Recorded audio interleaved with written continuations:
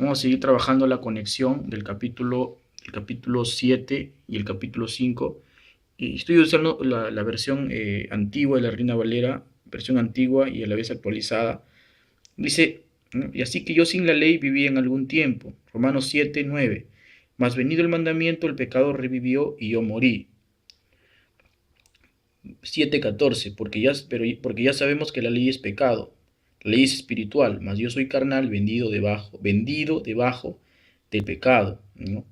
Así que en queriendo yo hacer el bien, hallo esta ley, que el mal habita conmigo, el mal mora conmigo, ¿no? Entonces, más evidente la palabra de Dios no puede ser, ¿no?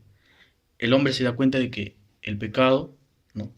De que no solamente quiere hacer lo malo y de que le gusta hacer lo malo y que quiere seguir permaneciendo en ese estado, deseando, ¿no? Deseando lo malo, ¿no? El hombre se da cuenta de que no quiere permanecer, ¿no? Siempre deseando el mal a su prójimo, deseando el mal, ¿no? Y deseando lo malo, lo prohibido por Dios.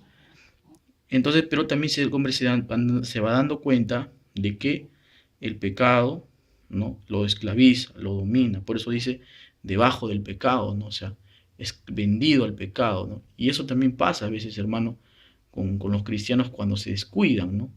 Y en algunas cosas que a veces al cristiano le cuesta renunciar, ¿no? Porque hay cierta tendencia en la carne. Y este capítulo 7, hermano, es tremendo, porque nos va dando cuenta de la terrible corrupción que es la naturaleza carnal, humana, la carne, ¿no? En diferencia con el espíritu, ¿no? Que el versículo 25 nos va a decir que la gran diferencia entre el espíritu y la carne, ¿no? O sea, nuestro espíritu tiene comunión con el Espíritu Santo y está redimido completamente, ¿no? Por la sangre de Cristo. La carne va a ser todavía redimida, pero la corruptez, la naturaleza corrupta de la carne es evidenciada aquí.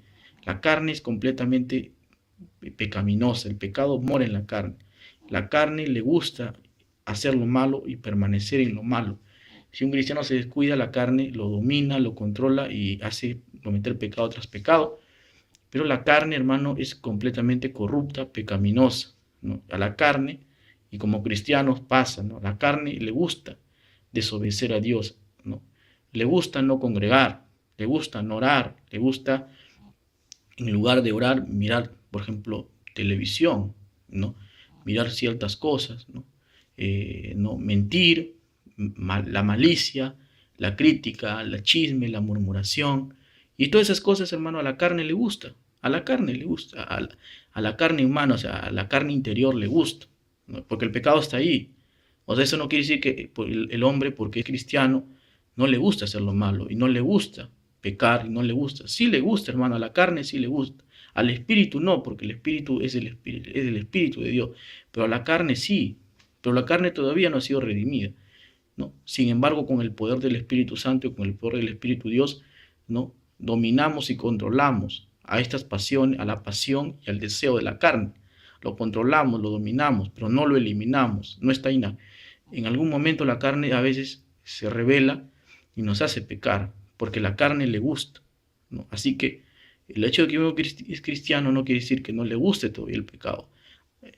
A la carne le guste y somos carne. La crítica, la murmuración, el chisme, la malicia, como le digo, ciertas cosas que a la carne le gusta, ¿no? Entonces este capítulo 7 hace latente, ¿no? Hace latente, ¿no? Entonces, ¿no? Que a la carne, ¿no? Le fascina, quiere permanecer en el pecado, en la rebeldía, ¿no? Entonces, eso también conocían los judíos, ¿no? Los judíos del Antiguo Testamento conocían, ¿no? Conocían esta condición. Sin embargo, de ellos dependía, ¿no? Salvarse por la fe en Dios o seguir permaneciendo en este estado y condenarse, ¿no? Entonces, vemos, ¿no?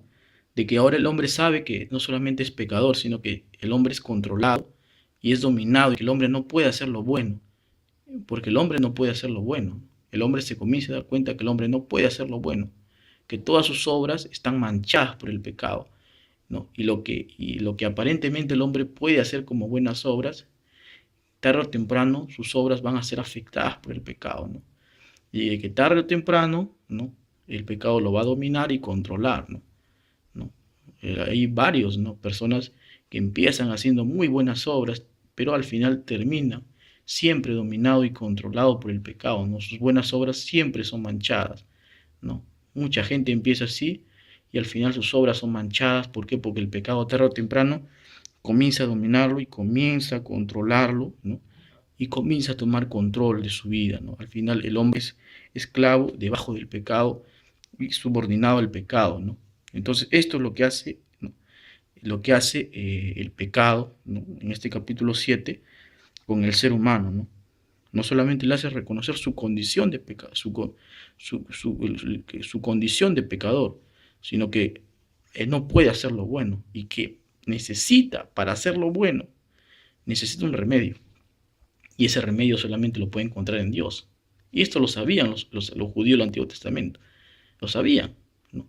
Que todas sus obras estaban manchadas. ¿Por qué? Porque ahora el hombre, como le digo, se comienza a dar cuenta de que no solo es pecador, sino que ahora el pecado lo controla, lo domina, de que el pecado es la autoridad, el pecado es el sistema, y de que el hombre es, ¿no?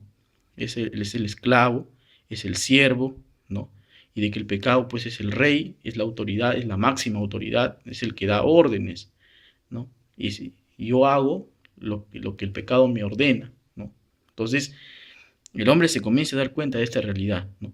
¿Y qué medida debe tomar? ¿Qué solución debe tomar? No, acudir a Dios solamente. Y la fe es este remedio, es ese instrumento, ¿no? Ese instrumento, ¿no? Pero entonces el hombre se comienza a dar cuenta poco a poco de que todas sus obras están manchadas por el pecado y de que el hombre no puede hacer lo bueno y que para hacer lo bueno necesita entonces de alguien más poderoso que él, de alguien más fuerte que él, y ese es Dios.